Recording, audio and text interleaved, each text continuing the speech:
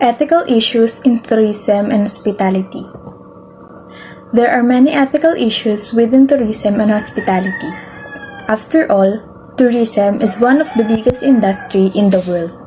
So, there are bound to be diverse range of issues. Below, I have briefly outlined some of the most common ethical issues in the tourism and hospitality. Distribution of income. There are lots of money to be made in tourism. However, the income is rarely distributed evenly.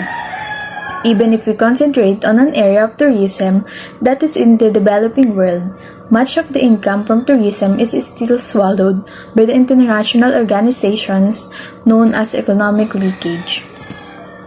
Access to service and facilities. The tourism industry is known to use and abuse local areas and resources.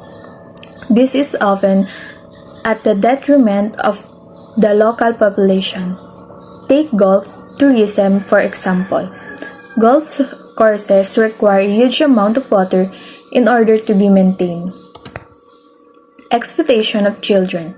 Children are exploited with the tourism industry more often than we care to admit.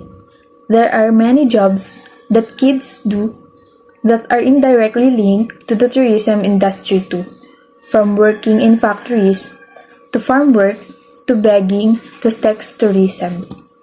Exploitation of women. Similarly, many women are exploited within the tourism industry. The most obvious example is through sex tourism, which is a prominent industry in Southeast Asia, amongst other parts of the world. Sex tourism. As I mentioned before, the sex tourism industry is pretty significant, while many people like to pretend it doesn't exist. The truth is that this is a multi-million-dollar industry. Animal welfare. Wildlife tourism has moved toward the forefront of consumer awareness in recent years. People are now largely empathetic of animal rights and welfare. Environmental destruction. It's ironic really that tourism all often destroys the environment that it relies on. For tourism to be ethical, stakeholders need to ensure that any damage to the environment is minimized. Cultural impacts of tourism. There are many ways that tourism can adversely affect culture.